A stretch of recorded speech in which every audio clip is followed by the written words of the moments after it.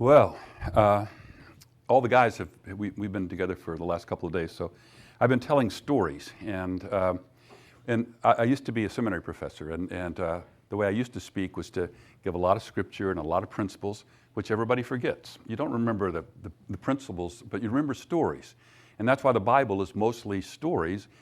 And the fact is, we all live by a story. All of us have a narrative we tell ourselves, and that narrative tells us, if I can just get this, I'll be happy. If this would change, I'll be happy. It tells us who our friends are, who our enemies are. And getting that story right is really important if we want to have an enjoyable life. So I want to tell you some stories tonight, a little bit about marriage, about our marriage.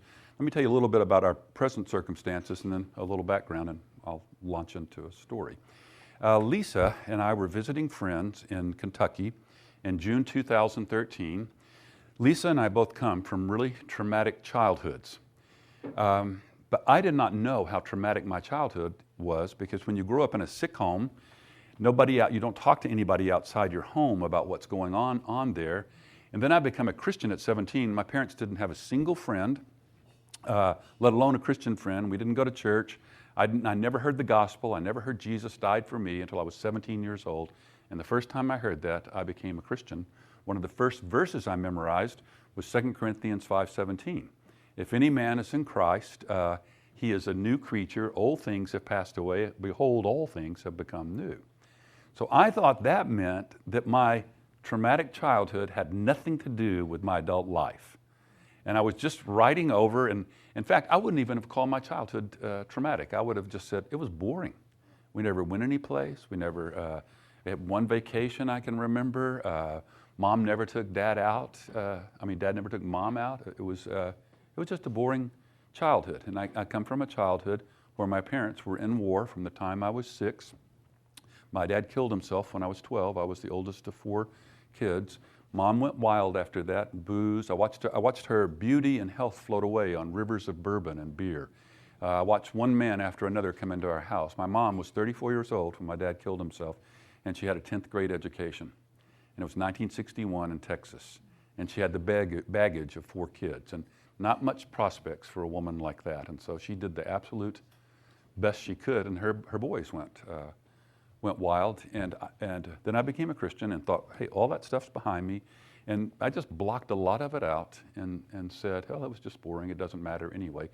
And I carried the trauma and the deficits of that childhood with me well into my adult life, and people I love suffered from the residual trauma and the effects of that were left over.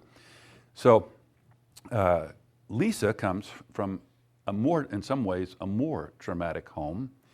We were in Campbellsville, Kentucky on June 15th, 2013, for Lisa to be prayed for by one of the most skilled inner healers I know. And when I say inner healer, I'm not trying to be spooky. I'm just saying, here's a person who prays about the traumas that we hold inside, and they become a narrative for our life.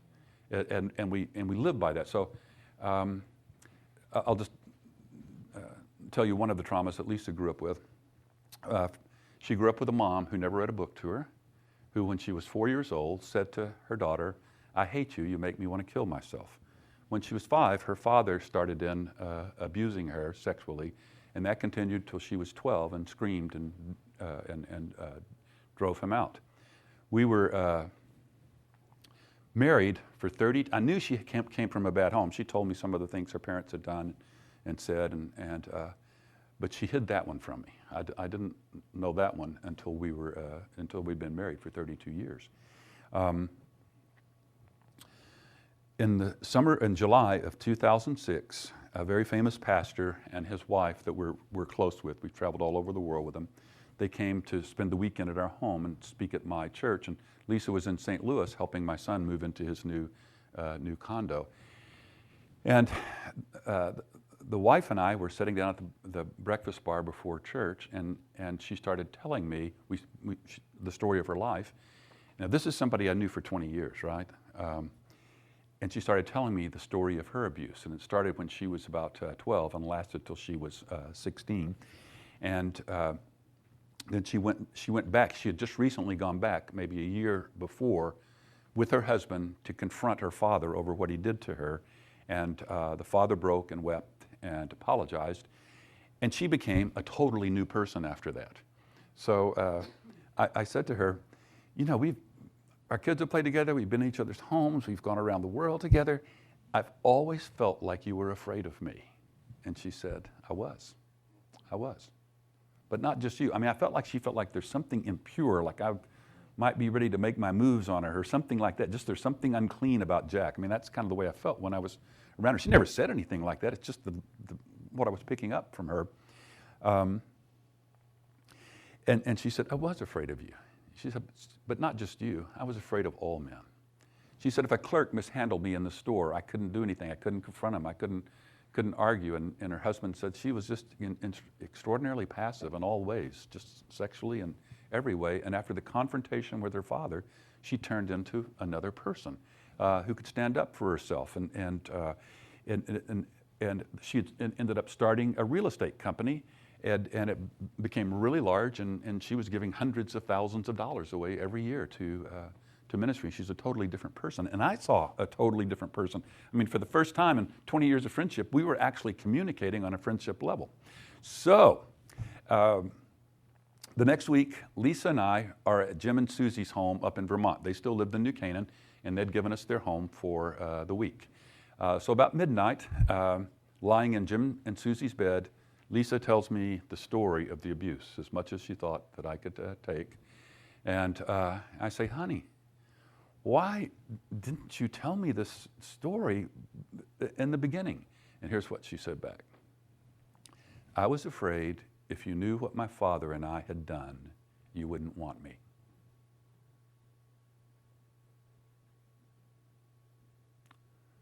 This is 45 years later, and she still thinks of herself as a co-conspirator, not as a victim. So and then she told me how she felt. She comes into my world, and I'm in the seminary world. She comes into my world. We get married, and she walks into a room, and she thinks, if these people knew what I am, they wouldn't even want me in here. And she suffers in this kind of silence. That's what shame does to you. When you hold that kind of stuff inside, you've got a narrative that says you are a co-conspirator, and you don't tell it to anybody, so there's no one to break the power of that lie. You end up believing the biggest lies about yourself, and it steals some of the joy and some of the most wonderful moments. It can steal your joy and to make you feel a million miles from God. And she's always loved God since she was a little girl. She's always loved God. And when she was a little girl, she prayed that God would let her marry a preacher. And she would go out at night. She would escape her home and go out at night and look up at the stars and talk to God until she got sleepy. So we were at the Center Healers Home. We'd had 3 attempts for this person to pray for Lisa, and people move from the country to Campbellsville, Kentucky, so this lady can pray over them. That's how successful she's been at helping people's hearts get integrated that have been fractured by abuse and trauma. And this time, Lisa's ready. She's the one. I'm going for it. I'm going to just tell everything, and we'd set apart 2 weeks to be there. We wake up on June 15th. I wake up at 4:30, and she's gasping for air, can't breathe, choking. We call the EMTs. We get her into the little regional hospital, and about 30 minutes later, her lungs are completely gone. They're white. She's got ARDS, Adult Respiratory Distress Syndrome. Her lungs are not functioning. They get her on a ventilator, get her on a helicopter, and get her into Louisville. At the pulmonary unit at Jewish Hospital, they get her on a ventilator, and finally at 4:30 in the afternoon, the doctor, the head of pulmonary, comes out to see me, and he said, you should call our loved ones, and you should call them right now. I said, should I get them here tonight? And he said, yes. Her blood pressure was 35/70 already. When your lungs go, it starts a cascade of organ failure, and everything else started going. It looked like those first 10 days that we were going to lose her. There was just zero encouragement. I started writing out. On the 4th day, I realized there is absolutely no way my prayers are going to save her, because no matter what I'm praying, it's doing just the opposite. Everything is failing. So all day long, I would sit beside her bed, this hand on her praying, and this hand texting my friends and asking them to pray and answering text. And that was all day long. By the fourth day, I realized she's not gonna make it. My prayers are not enough. And so I think I got to get help. I've been a pastor for a long, long time, and I know how trauma works. The first 2 to 4 weeks, you got more help than you can use, and then about the fourth week, it falls away. And there's a reason for that. It's not that people don't love. It's not that they don't care about you. It's that all of us are so overwhelmed by all of our stuff that we can only bear somebody else's pain for so long, and then you fall away. So my challenge is to get people to pray for Lisa, because they're already telling me if she lives, she's going to be here for months, maybe longer than that. And even if she lives, she may never talk again. We don't know how much of her is gone forever. We don't know how much of her brain has been damaged. So the fourth day, I think, okay, I got to write, and I got to get people I got to post something on Caring Bridge, send out an email every day to 100 of my friends, and ask them for their prayers. So I know one thing you can't do. You can't do, please pray for Lisa's blood pressure. It's 35/70. Please pray for her oxygen levels. It keeps dipping out of the 90s, and anything out of the 90s, permanent damage can be. Please pray for this sterile list of prayer requests. People will read that at the beginning and maybe even pray for it, but after a while, they'll just hit the delete button on the email when they see it coming. Sterile lists don't move hearts.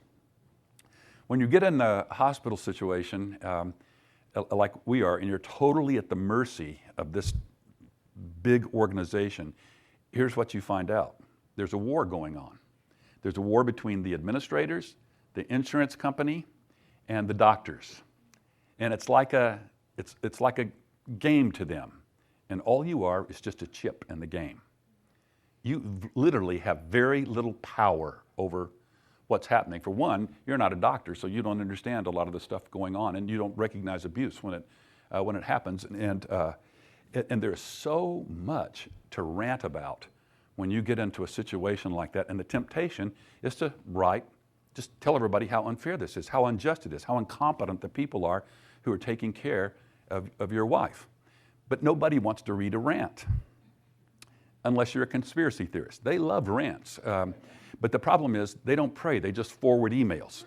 So I have to find people who will pray. And here's what I come up with.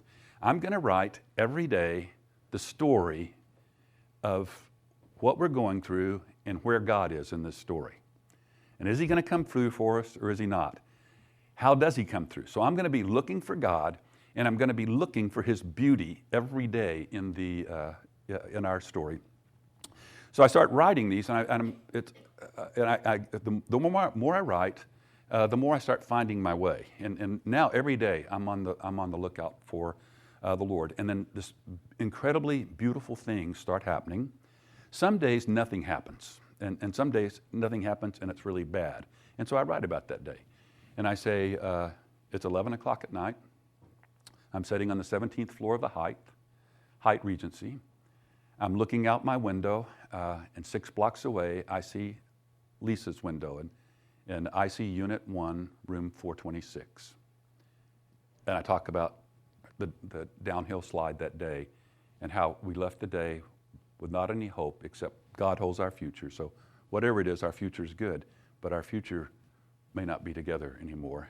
And I say, I'm drinking scotch and I'm listening to the songs of my youth so I can feel sad because I want to feel sad right now. That was the best I could do that day. And so I just wrote that. One of my friends writes back and says, I so wanted to be there with you drinking scotch, looking at Lisa's room. But then some days it's really great, and some days God does these amazing things for you. And those emails on Caring Bridge took out a life of their own, and people started downloading them and sending them to their prayer networks in India and Thailand. It's not like 80,000 hits, and so so there are people all over the world that are praying for Lisa. And I'm getting emails back from people I don't even know. So we're there for about 5 months. In the process, one other thing I'll tell you about what happened to her. They made a mistake in the ICU. They should have, her blood pressure was really low the first time she was in there, so they gave her a vasopressor. That's a drug that constricts the blood vessels, especially in your extremities, so it causes the blood pressure to go back up.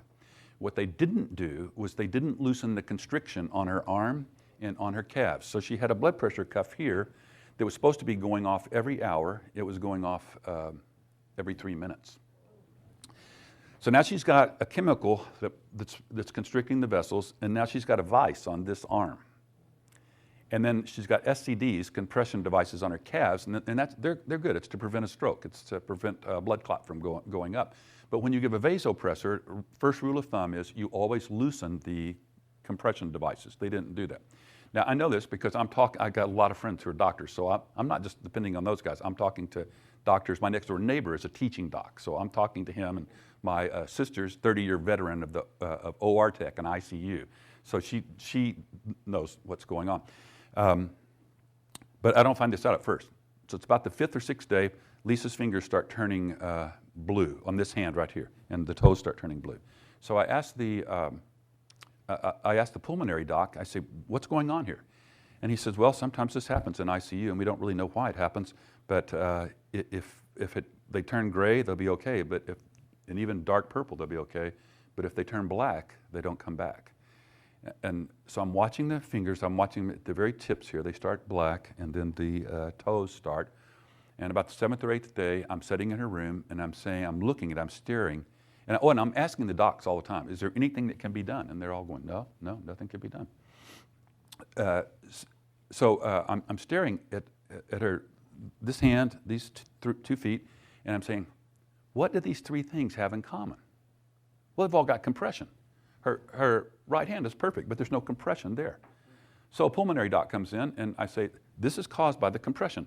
Let's take the compression off, loosen the cuff on her arm, and I'll put it on. Just let's take it off of her arm, and I will put it on every hour. I'm up here the whole day. I know exactly when it's supposed to be done. And besides that, I can operate all this stuff. I can, because when I see you nurse would come in, I go, what's that number for? What does it do? How does it? And I was just asking until I knew how to do the controls. I could start the blood pressure. I could stop it, and so I said, I can do this. So her blood pressure will get registered.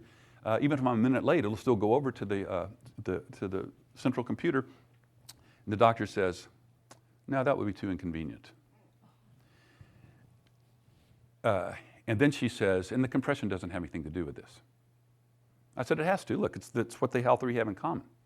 It's just common sense. And she said, no, you don't understand arterial pressures. And then she starts talking over my head in medical jargon. And then you're lost. I know how to do that in theology and philosophy. And so the person who doesn't understand you always goes, yes, because they don't want to be thought stupid. So I'm still arguing with the doctor, and the doctors don't appreciate that, because some doctors, not all doctors, but some doctors are like gods. They don't have any problem challenging your theology or whether God exists or not. But if you question a medical practice, you have to be careful, because they can make life really hard for your loved one in a hospital.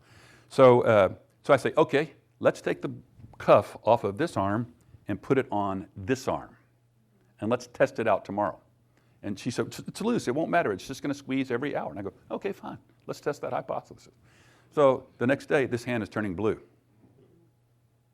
I come back in the room, all the compression's off, but it's too late. So then I say to the doctor, who's in charge of hands and fingers? Who do I need to talk to? So I don't know any of this stuff. They say a vascular surgeon. So I said, well, let's get a vascular surgeon in here and see if they say the same thing.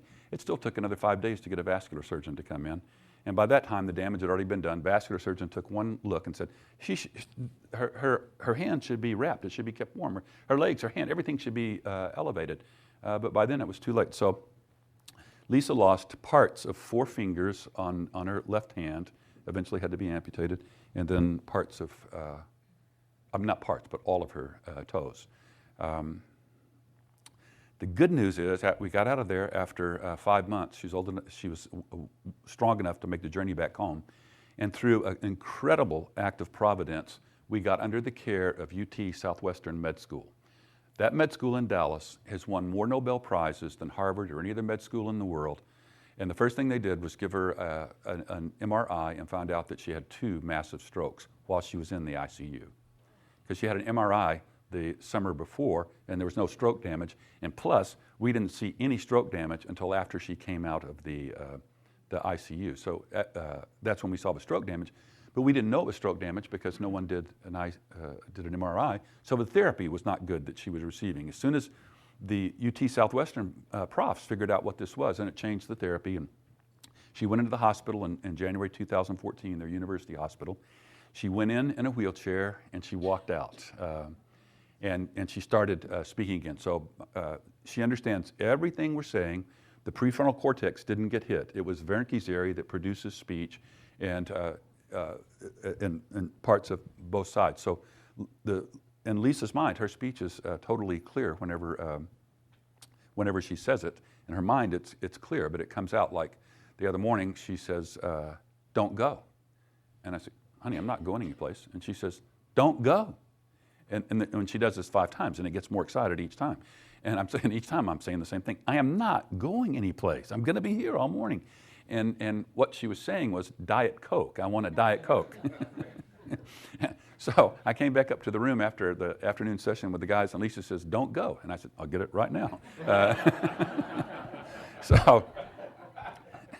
So that's been our story for the last 3 years. We live in St. Louis now. That's where our kids live, our son and our daughter and our grandkids, which they sweep you off your feet. And she's in the process of recovering. There's a lot she can't do, but if you could just walk through a day with us, you would see an incredibly grateful, fulfilled, happy person. She stays in a really good mood. I'm not saying there's not frustration, but she's really at peace with God and everything she's been through. So that's the most recent part of our story, and she really wants to be here, but if she doesn't answer you back, that's why. So she's not being rude, it's just hard to talk. Okay, we still have a little time left. That's just kind of our background. I want to tell you some stories about our marriage. I told you we come from traumatized homes. I became a Christian at 17. Lisa can't remember a time when she wasn't a Christian. She always remembers loving God. And she had a home that drove her to God for hope and for happiness. So I'll just pick up the story of our meeting, and I'll tell you a little backstory to it. And I've written a book. There's a book that's coming out, that will come out. I'm turning those updates that I wrote. That's going to be a book. But I've written a memoir on friendship with God. And it's a very unsanitized version of the Christian life.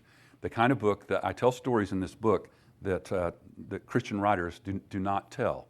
And a lot of Christian books follow this paradigm, and you can have this really tidy, wonderful life if you'll just get the paradigm right.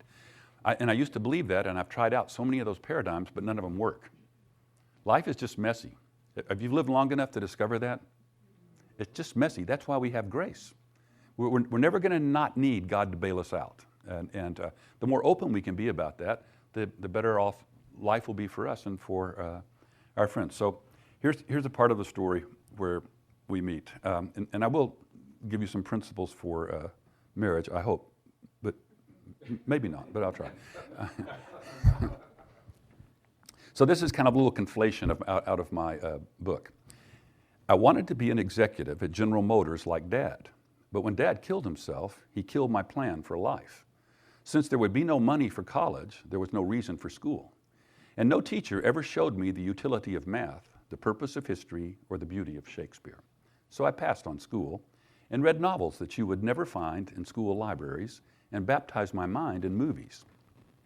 The books and movies did not offer me a plan for life, but they did give me a dream for happiness on earth. In these stories, the good guys always beat the bad guy, and his reward was the beautiful girl. The kiss came at the end of the movie. This is 1965 I'm talking about. The kiss came at the end of the movie.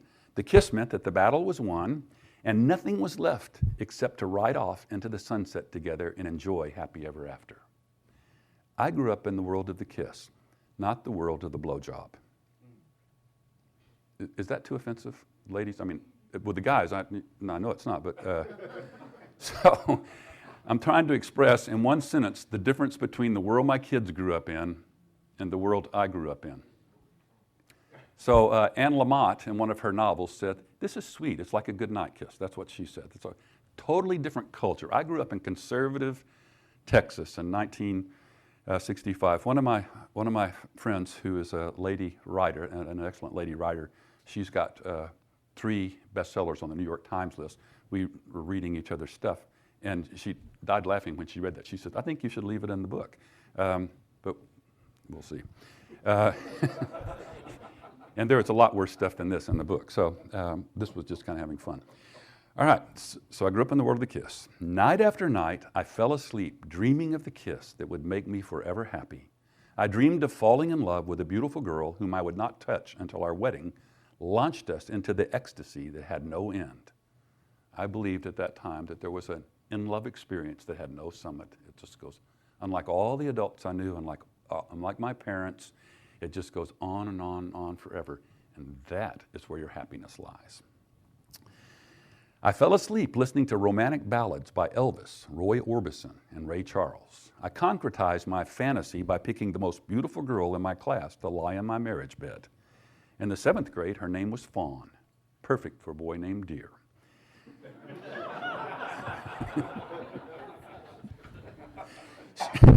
She was not only the most beautiful girl in my class, she was also the sweetest. Fawn liked me as a friend. She never loved me. Some nights when I thought of us lying naked in bed together, I listened to Ray sing, "You don't know me, for I never knew the art of making love, though my heart aches with love for you. Afraid and shy, I let my chance go by." Ray sang my story, the girls that the poets compared to a summer's day or to the beauty of the night or to a red, red rose never loved me. Yet I clung to my fantasy, for it was the only way to manage the failure and turmoil that had become my life. The girls of my fantasy changed over time, but the fantasy itself and the music never changed. Then God changed me. He rescued me. Then He exalted me. He made me a rock star in Young Life and in Dallas Seminary. 17, I didn't know a single verse out of Scripture. At 27, I'm a professor of Old Testament exegesis and Semitic languages at Dallas Theological Seminary, and I can teach Greek as well as I can teach Hebrew in 10 short years. And my big mistake during that time, and this did wonders for my humility. My big mistake during this time was to believe that that gift was really me. I didn't fully understand. This is a gift given to you, and the best thing you can do is shepherd it and steward it and cultivate it, but this is not you. This is God's gift, and it has to do with the purposes He has for your life. But I sort of took credit for it. So I said, then God changed me. He rescued me. That's the first part of my story. Act 2, He exalted me. He made me a rock star in Young Life and in Dallas Seminary. Then I saw her. On May 18th, 1973, I stared at her as she climbed out of the back of a yellow Pontiac coupe in the noonday heat of East Texas. And I thought, what idiot put her in the back seat? The petite 5'1" girl was the softest, most sensual beauty I had ever seen. She outshone the noonday sun. She had long, dark brown hair, soft and glistening in the sunlight. I'd only seen that kind of hair in shampoo commercials. I imagined what it would be like to put my hands in her hair and pull her to me. I could no more put her beauty into words than an explanation of Beethoven's Ninth could capture its magical power. You had to hear the music. You had to see her. I asked her how her flight had been. The flight was fine. It's my first time to be in Texas, she said. It was only a pedestrian reply, but the voice was angelic. It was impossible to have a voice like hers and not be heavenly. Her name was Lisa. She was 19 years old, and except for her dark brown hair, she looked like an Indian princess. Can we put that picture up? I'll show you what she looked like when I saw her. No, not like that. That's Lisa at the month before we married, so she's about 20 years old there. What do I say here? I had come to East Texas for the summer of 1973 because some businessmen who served on the Young Life Board offered me an insane amount of money, $800 a month, to oversee a summer work. That was a median family income in 1973 in America was $1,000. Here I'm a single guy, and I'm getting $1,800 to spend the summer with Young Life kids, and all expenses paid. Great deal. I came there to oversee a summer work crew of 25 Young Life college kids at the lake resort they had developed, Holly Lake, 111 miles east of Dallas. They thought having these bright and beautiful college kids working at the resort community would sell more lake property. I looked for her after lunch, but she had disappeared. She was absent from the whole afternoon. I asked a friend where she was. The friend confided in me that Lisa had severe menstrual cramps. She hid her pain so well behind a facade of serenity that I had no clue she was hurting. Someone else had to tell me about her pain. Now, if you're a literary person, that's called foreshadowing. We saw each other every day, lunches, dinners, walks, afternoon coffee, and boats on the lake, sitting by the pool, talking. And anything was an excuse to see her, but that is all I did. No kissing, no hand-holding, only seeing her. And I saw her everywhere I went, whether she was there or not. One June afternoon by the pool, Lisa said to me, "I love Psalm 103. What do you love about Psalm 103, I asked. She had her Bible under her lounge chair. She opened it up to Psalm 103 and read verse 4. Who redeems your life from the pit and crowns you with love and compassion. Don't you just love that verse, she asked. Yes, I do. It's beautiful, I said. But I thought, I love the way you love that verse, and I think I may love you more than I love that verse. But I kept this thought to myself. It was too soon to say those kinds of words out loud. I could not believe how quickly love had carried me away. I wondered, but did not ask her why this was her favorite verse. I could see that God had crowned her with love and compassion, but I was sure she had never been in a pit. She was far too pure and beautiful for anyone to have thrown her in a pit. Although there are plenty of stories in the Bible that show purity and beauty don't keep anyone out of the pit. Shakespeare said that boys love with their eyes, and it was my eyes that first fell in love with Lisa. But each day brought a new revelation of Lisa's goodness. I'd embarked on an extended treasure hunt, discovering the beauties that God had hidden in the heart of my little beauty. And then my heart fell in love with her goodness. So we can take that off now. So here's our story. We dated for a year, but by the end of the summer, we both knew we wanted to get married. But I've been given all these sex talks in college and actually in high school classrooms saying, love at first sight's not real, you gotta take time to know a person and all that. So we decided we would spend a year together. She would move from Scottsdale to Fort Worth. And then at the end of that year, we got married. And it had the wedding in Scottsdale. The next day, the first day of our honeymoon, we're driving to a secluded cabin in Breckenridge, Colorado that one of my Young Life friends has given us. We're driving in a car, a 1969 red Coupe de Ville that my mom had given us for a wedding present. And our first morning on our new life together, Lisa said, I thought you said I'd be happy. So it turns out that I'd botched our wedding night. I dreamed about that guilt-free sex that night forever as a boy, and I was so focused on that that I'd forgotten to tell my wife, my beautiful wife, that she was completely beautiful when we had no clothes on. I forgot to praise her body, and I'm the big Song of Solomon guy who's been. I'm an expert on the Song of Solomon. That was at Dallas Seminary. That was one of the doctoral courses I taught, where in chapter 4, he goes through her body and praises every part on the wedding night. And I told kids this forever and ever. You're going to have this guy who's going to be so in love with you that he will praise every part of your body. He'll be totally satisfied with you. At least it heard me give those talks. And I forgot to say it to her and probably forgot to do a number of other things. So I determined that we would... It was years. Oh, and by the way, it was years before she could tell me about that pain. So she says, "I thought you said I would be happy," and I said, "You will. Just give it some time. It's going to take a turn for the better. It's only 24 hours. Come on, give me a break. I'll learn how to be a husband." So here's what both of us did. We grew up in these traumatized homes. Lisa watched her parents fight and then not speak to each other for 2 weeks. So she would sit in these dinners frozen with wrath, watch her parents not make eye contact, not say a word to each other, and by the way, maybe talk to her, maybe not. She watched that growing up, and she watched, and then when they got mad at her, they did the same thing to her. So she could ride to the high school with her father, the Christian high school football coach, and not say a word. Maybe it might go for 2 weeks. And then one day they would just start talking like nothing happened. And I grew up where we didn't do that. We fought. I mean, my mom beat us. My brothers and I fought. We sent each other to the hospital. I mean, fighting was entertainment for us. So we both said, okay, we know what not to do. We're not gonna have homes like we grew up in. We're not gonna be silent. We're gonna talk about our unhappiness. But here's what we're really gonna do.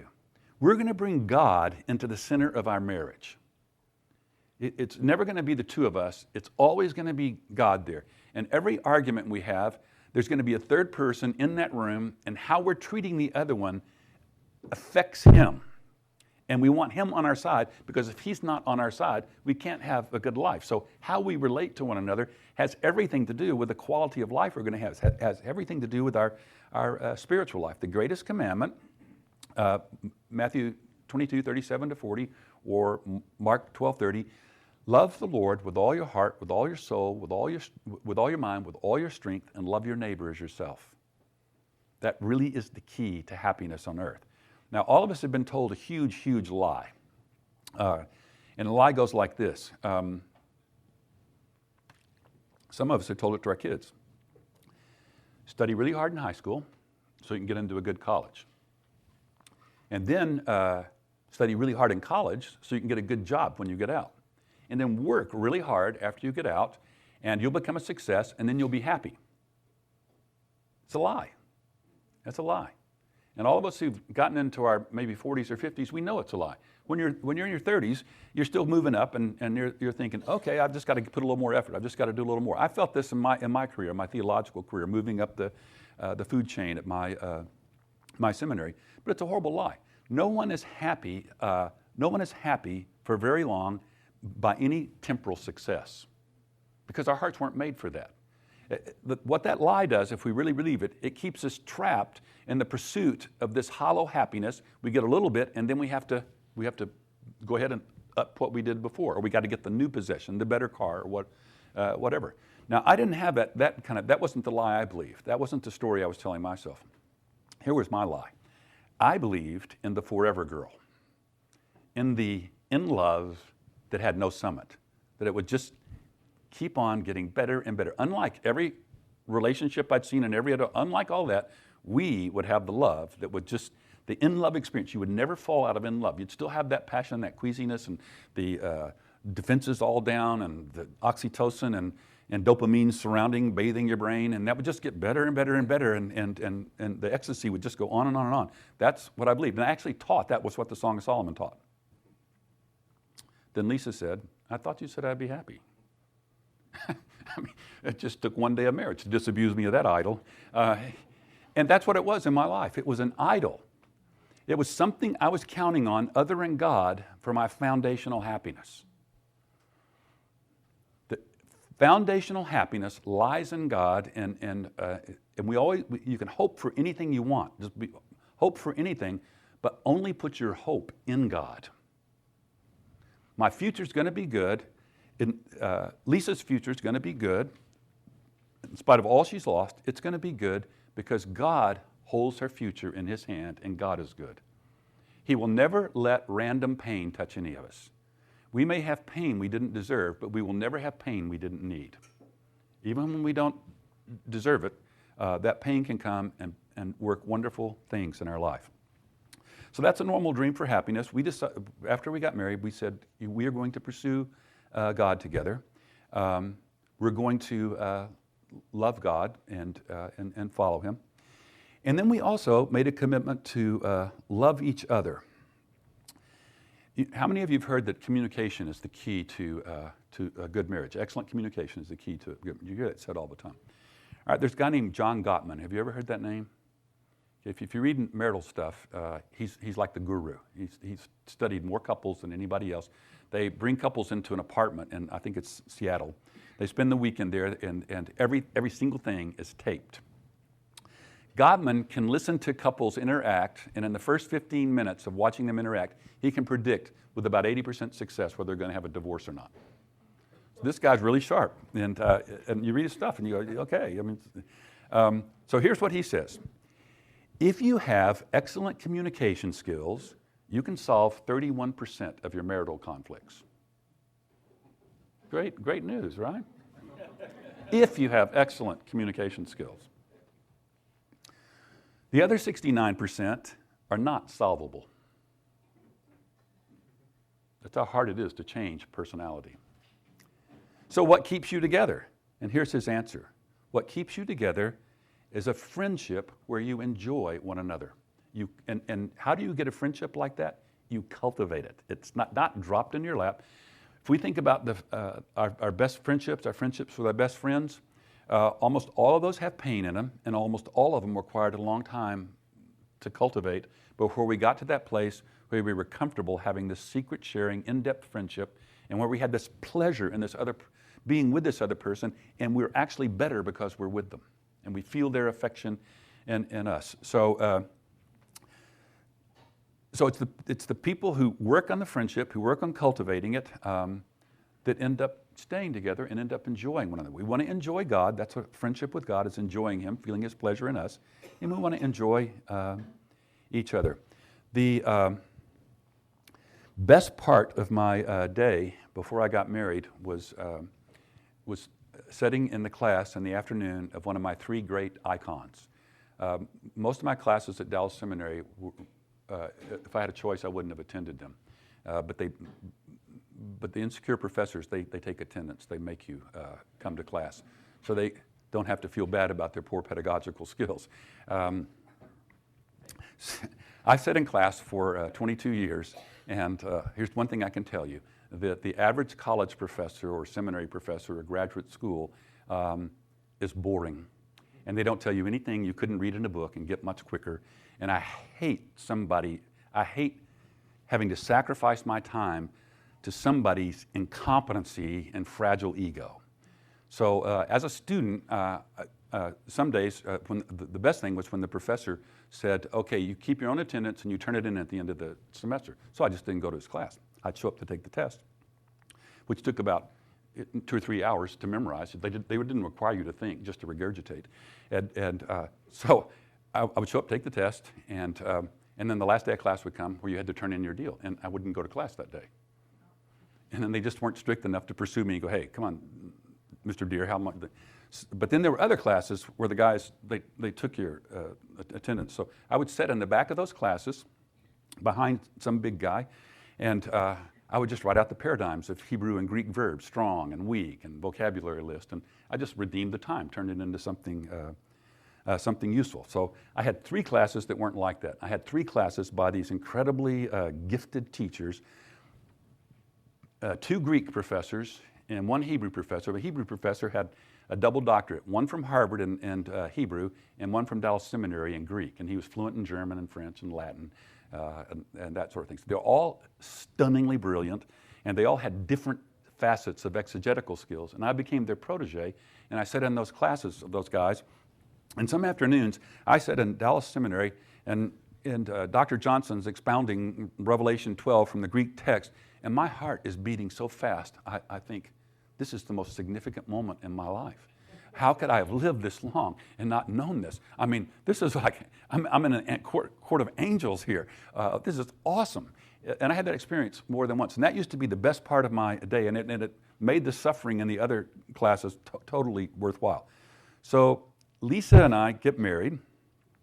We move into a little government-subsidized apartment. The rent, 2 bedrooms, the rent, including all utilities, was $122 a month. That included everything.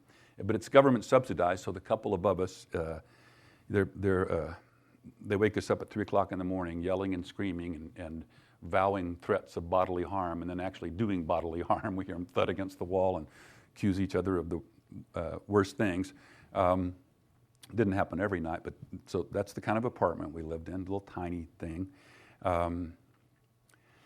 And we decided not to have a TV. So my brothers, who are both now, one brother's a drug dealer, he's making a ton of money. The other brother married a rich girl, and so he's the second in line for the CEO of a foundry. So they've all got money and TVs coming out the gazoo.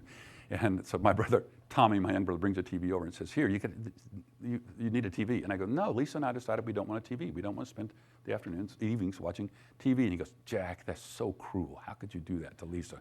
And I go, no, she doesn't want it. So here's the way we spend our evenings. We'd cook dinner, wash the dishes, and then we would get in bed, and I would read Lisa the Narnia Chronicles. C.S. Lewis is my hero. And she'd never read the Narnia Chronicles. She never had a book read to her when she was a child. Not one, not anything. And so I would read the Narnia Chronicles to her, and she just fell in love with C.S. Lewis. And then we started on the Lord of the Rings. But then she got impatient. She had to have her own copy of the Lord of the Rings. So we decided we would spend our evenings reading, talking together, and then do whatever else young couples do if the lights are out. So that's the way we spend our nights. And so the most exciting part, the best part of the day became those narcotic nights of discovery with my new bride and that little home. A lot of people think they'll be happy if they had a really big home, but the secret is to be happy in a small home. Once you do that, you've got life whipped. And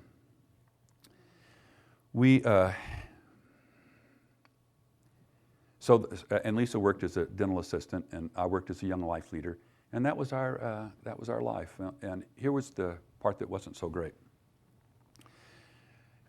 I'm really happy and fulfilled.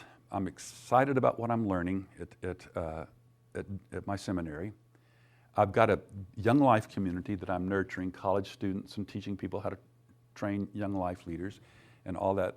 Lisa works, but at a job she doesn't really like. All she's ever wanted to be is a wife and a mother. So then she comes into our young life community. I'm 5 years older than Lisa. And so most of my friends are my age or a little bit older. And Lisa was a rock star in her high school. She gave talks in her Young Life Club. Her high school buddies that came down that summer, they told me that she was the most beautiful girl in school. She was the most beloved girl in school. Her boyfriend was the high school quarterback whom she led to the Lord. She would lead guys to the Lord in high school.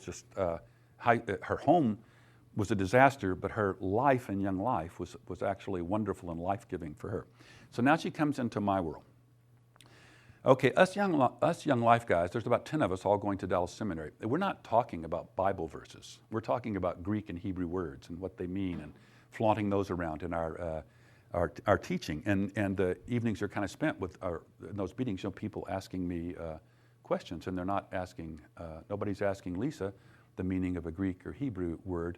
So that shame begins to take over, and outside our apartment, she starts to become depressed and unhappy, and she tries to tell me about it. She says, Jack, oh yeah, and then we have some really wealthy people taking us out. And I become a professor at Dallas at that early age, which attracts the attention of some really wealthy people in church.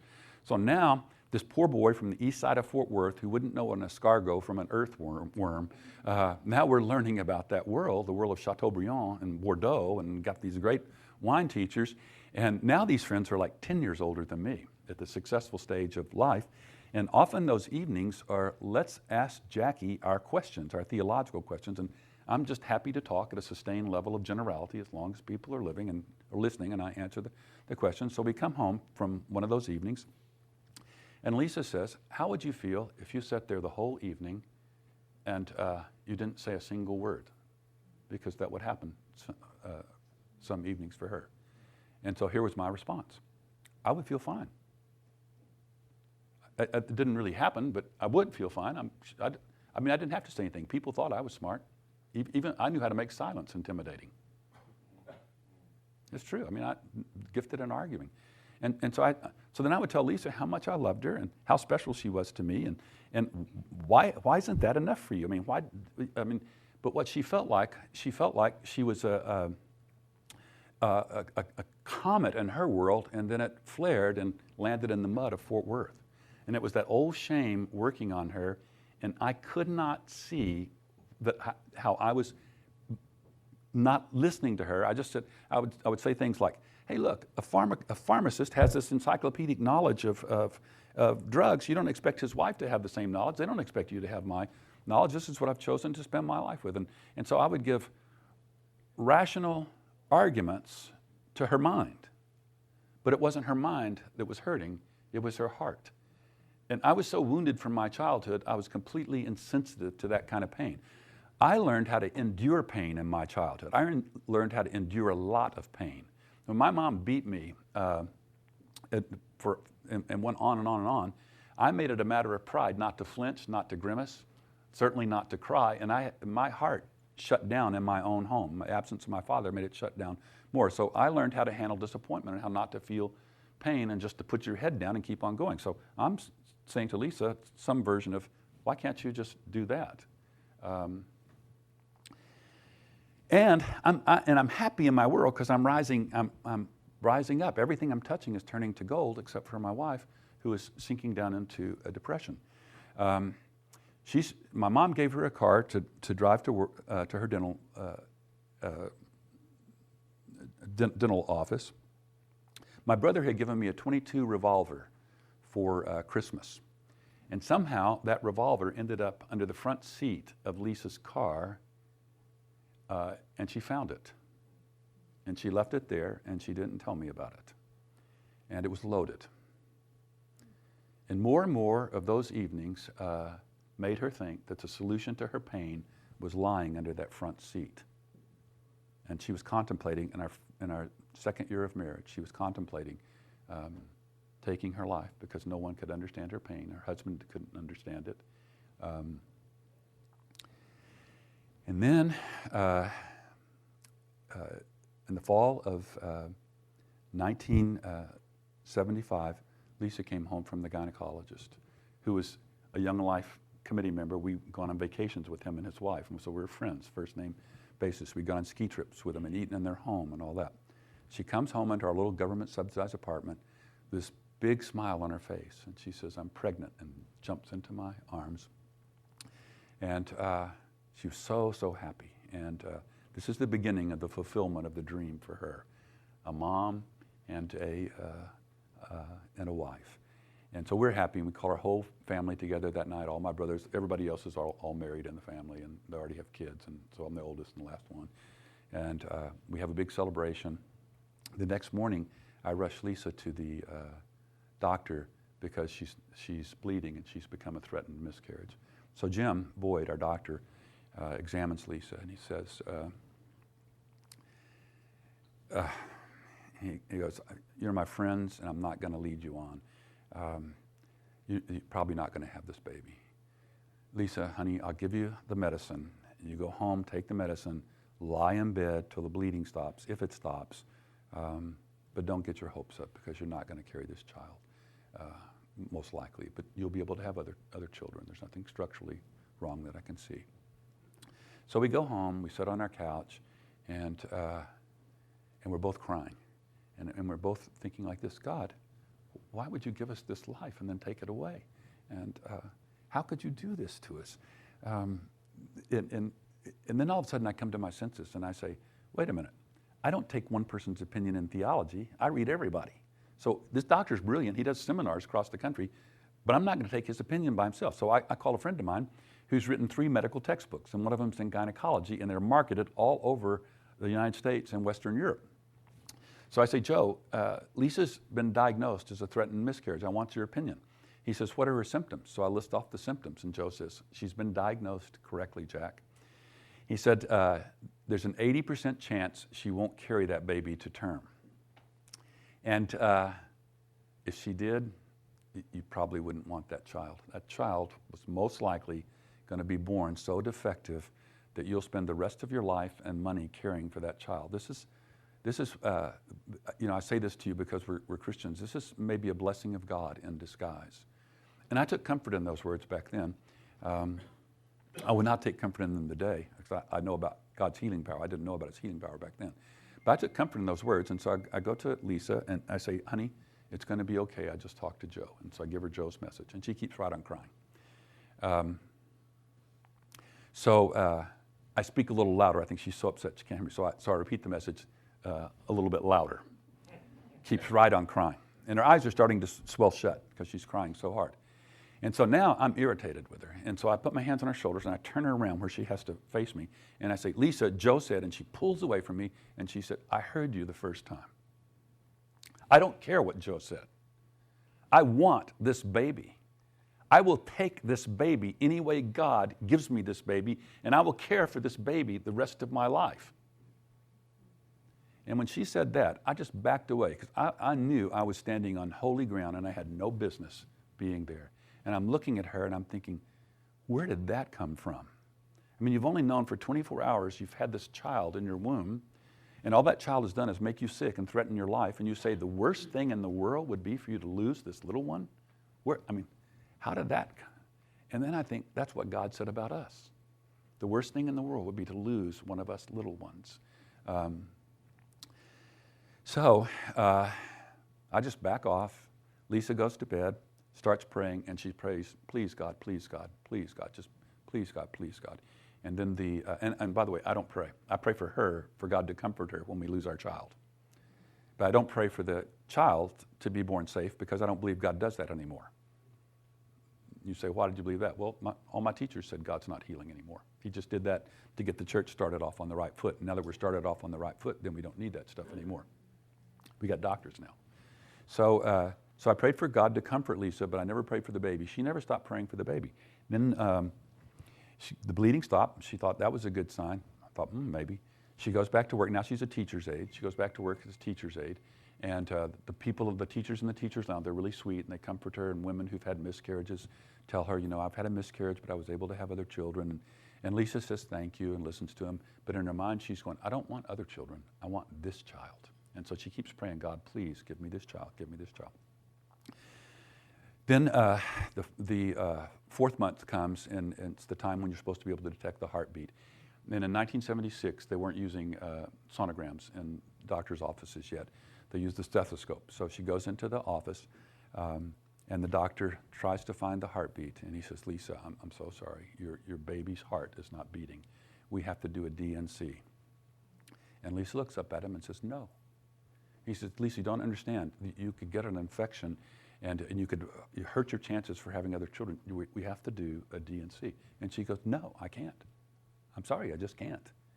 And he says, okay. All right, I'll give you one more week. You come back in. We'll come back in 10 o'clock next Friday. And if the heart is not beating by then, we have to go into surgery. She never said yes. She just left. And then all week long, it was please God, please God. Every minute was please God.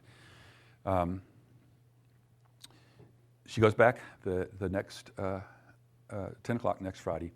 Doctor puts the scope down here, and Lisa's praying, please, please God. And he doesn't hear anything, moves it over. Doesn't hear anything, tears rolling down her cheek. And then he moves it up just a little bit, and she's saying, please, God. And the doctor looks up, and he smiles. And he says, your baby's heart is beating. It's not very strong, but it's beating. And it's thank you, God, thank you, God. That was into the fourth or fifth month. On June 28th, 1976, Lisa went into the hospital to deliver our first child. We still didn't know how our first child was going to come out. But at 8 o'clock in the evening, Stephen Craig Deere soared into the world on the wings of his mother's prayer, perfectly formed, perfectly healthy. It's a baby of prayer that his mom brought into life. And that boy has made this father's heart proud every day of his life. And he's here because his mom wouldn't stop praying. And that birth changed her unhappiness. So now she has a baby that she can sing to, that she can pray over, and she can do all the things for that baby that were never done for her. And all of a sudden, her happiness skyrocketed. And when we had those evenings that used to be painful, she would just take Stephen with her to the evening and then get up and excuse herself and go to another room, breastfeed him. And that transformed her pain. And then we had Scott, and then we had Lise.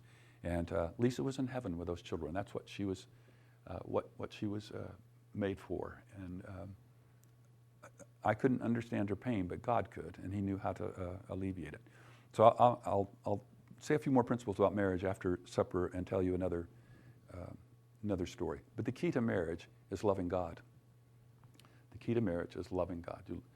When we love God with all of our heart, soul, mind, and strength, or that just becomes our dream, then it's going to spill over into our relationships with our spouse.